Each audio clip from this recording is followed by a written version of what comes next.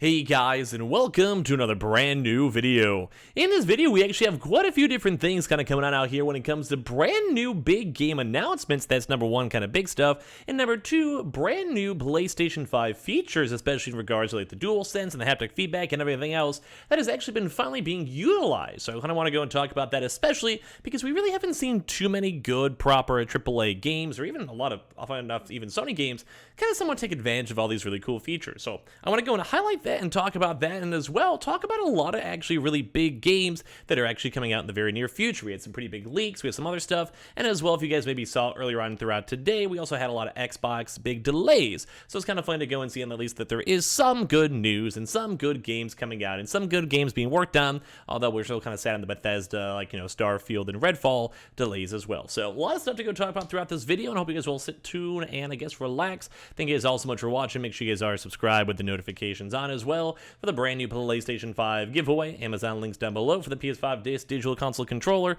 Twitter and Twitch room down below, the Weeble and Coinbase down below, the Twitter giveaway down below, the Amazon links down below, and of course, give me your thoughts and comments down below too as well. So let's go actually maybe first and foremost go talk about some kind of bigger, I guess, game stuff, because we can kind of go through that pretty quickly, and then we'll talk about the brand new features that we're actually seeing floating around too as well. So first and foremost, if you guys had a chance to miss some of this stuff, we actually had, and finally, officially announced from Dead Space, which is the brand new Dead Space games going on over here, which is now available as of January 27th, 2023, which in all honesty, I'm kind of hyped up for that, mainly because we just haven't really seen too many new games, and although I kind of wish it may have been a 2022 release, the fact that we're actually seeing some movement, some games actually finally up on the list, and all that stuff, I'll be honest, I'm pretty happy. So Dead Space has been officially kind of in the news as of recently for the remakes and all the other various games and everything else. So that's number one big news. Love seeing that. One of my favorite games. Actually, probably one of the first games I actually probably ever saw on YouTube back in the day, the very first one as well. From the Rad Brad, if you guys ever watch him, up on YouTube as well. Now, part two is actually even more intriguing stuff in regards to Criterion Games. So basically, we have a nice little thing confirming that we can confirm Criterion Games and the development team at Codemasters Cheshire are now officially coming together to create the future of Need for Speed, forming one Criterion studio with two location hubs. This integration builds off the close partnership the two studios have developed over the past few months, sharing common values and similar cultures. We strongly believe unifying the huge wealth of expertise across both teams will help us deliver the best racing experiences we can for our players. So this is actually kind of big news too as well, because we've also once again been seeing a lot of Need for Speed kind of in the news as of recently, and at the end of the day, I'm kind of enjoying this because I used to love the old school like Need for Speed, just Most Wanteds and stuff like that. Probably one of my favorite games when I was growing up. Soundtrack, gameplay, everything was phenomenal. So the fact that we're actually seeing even more news with this, even better. Now on top of that, we even had even more stuff with the Skate 4, which was once again, these are all games I'm pretty hyped up for. They're not like, the biggest AAA games like a Halo or something like that, but they're all games I think a lot of us would enjoy or either have played the previous iterations on. So Skate 4 footage leaks, then gets pulled fine enough, and then it also gets leaked again. So the footage of the revival of EA's skating series is making the rounds up on Twitter. So it's kind of cool because we've actually seen Skate 4 making its way around over here and being showcased and leaked, and typically now that it's been pulled, that kind of adds a lot more legitimacy towards the leak and the information and all of that. It's actually first shown from June 2020, where Skate 4 is the forthcoming revival of EA's long dormant skate series, which experts either are to say is the best skateboarding games of all time, and I'd probably agree up on that one too as well.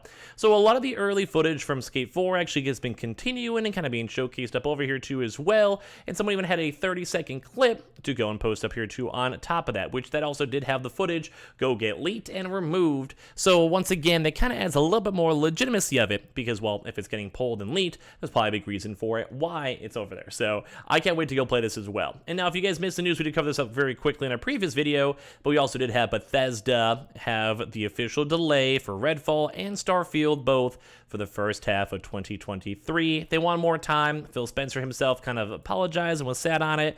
And well, at the end of the day, well, what can you kind of go and do? And last but not least, we have a big rumor too as well for Fall Guys. If any of you guys remember that game over here, is now apparently getting rumored to be now going full just free. So if you guys want to go check it out, they have apparently a big rumor on the 16th of May, the next few days, so you'll probably go and see some stuff with that. Now, for kind of like I think the biggest topic of the video, this is in regards to the brand new PlayStation 5 controller features and basically the utilization of the haptic feedback and adaptive triggers too, which is fun because we actually have a new game coming out in the very near future called Sniper Elite 5 that actually is and is now utilizing even more PS5 DualSense features. So as I mentioned at the start of the video, we really just haven't been seeing too much. We haven't been seeing too much in terms of like more updates or new features or new things and changes with it, which does kind of stink. Like I'm not really the biggest fan of not seeing it, especially because that's like the best selling point for the PlayStation 5. So whenever games and especially bigger games are out there to utilize it, it's kind of nice new way. So Sniper Elite 5 on the PS5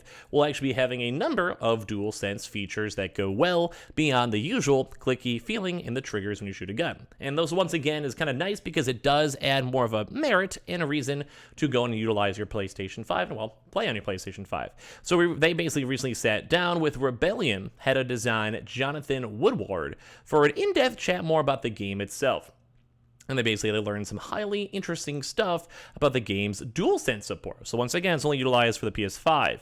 And it turns out, not only now do different weapons have a different trigger feel, so say you have like a pistol, you have like a sniper, you have a shotgun, whatever it is, basically as you would pull down or try to utilize your controller itself, it would actually have a different amount of tension and different amount of feel. So if say you have your PS5 controller, you'd be like, okay, very easy if you know maybe a casual pistol, and then like very, very hard for like, you know, a bigger, heavier weapon with more oomph, more feedback and stuff, which first of all, and I always will say this, I love the PS5 controller, and I love the feedback you get from it. It really does add a lot more immersion, and as you guys probably know, that's one of the biggest selling points when it comes to the console, when it comes to everything. So for me, seeing and hearing more and more small details with it is just a very nice feeling.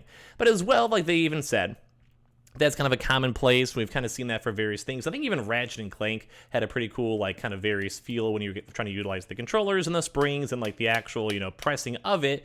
But Rebellion also added ways to now then control the game, which is actually kind of a newer feature, and I'm always kind of surprised I don't see more of it with it. And this is actually just utilizing the game with the controller's adaptive triggers.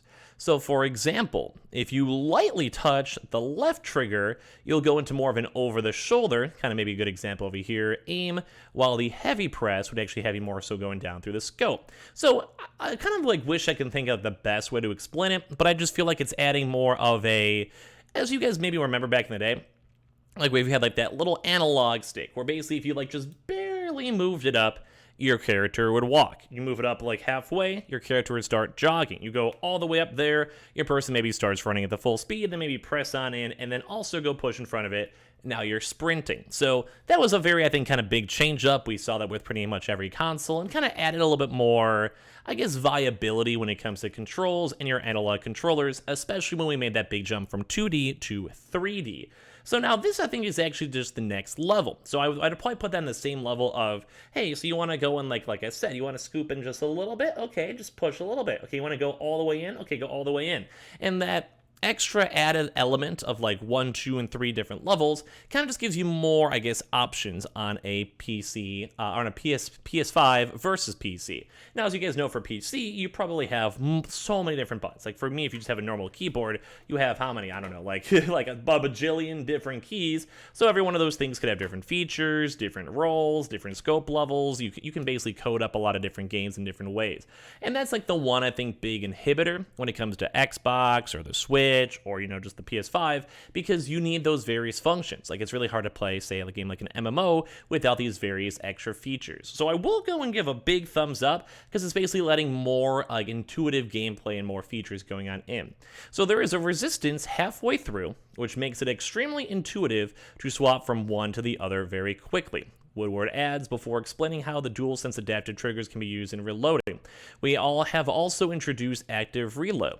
Not only is this shown visually, you can feel the window through the trigger, and pressing down this time will result in a quicker reload. So once again, it's just adding even more and more cool features and new game features for the PlayStation 5 users. Now, we'll also have this up for other different consoles, but it does add a little extra baby bit of merit and a little bit more fun and more reason to use your PS5 for a game like this.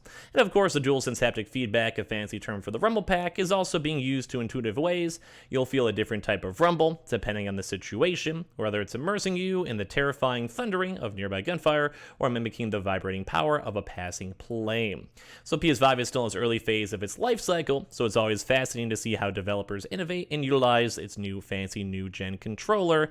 And with, like I also said too as well, I just like finally having a chance to see this, because at the end of the day, we don't really get to utilize and see too much of these game features, so the better and more utilized it is, the better for us, I would say. So that's about it for me on this video. Give me your thoughts and comments down below. Any games you guys are excited for, or controllers too as well, leave your comments down below as well. Make sure you guys are subscribed with the notifications on, as well for the brand new PlayStation 5 giveaway. Amazon links down below for the PS5 Digital Console controller. Twitter and Twitch stream down below, the Webull and Coinbase down below, the Twitter giveaway down below, and I appreciate you guys all so much for watching. I'll see you guys tomorrow for more videos.